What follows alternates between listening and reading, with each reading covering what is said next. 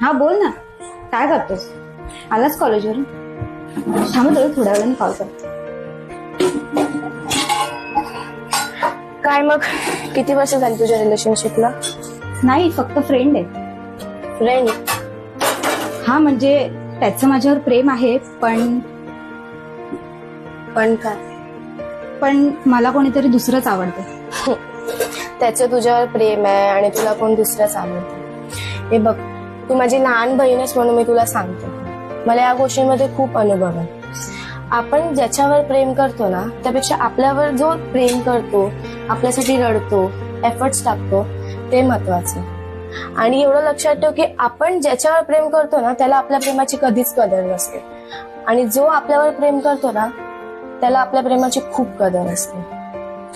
बोलण्याचं कारण हे आहे की आवड आहे ना नेहमी बदलत असते, पण प्रेम कधीच नाही बदलत. विचार करा.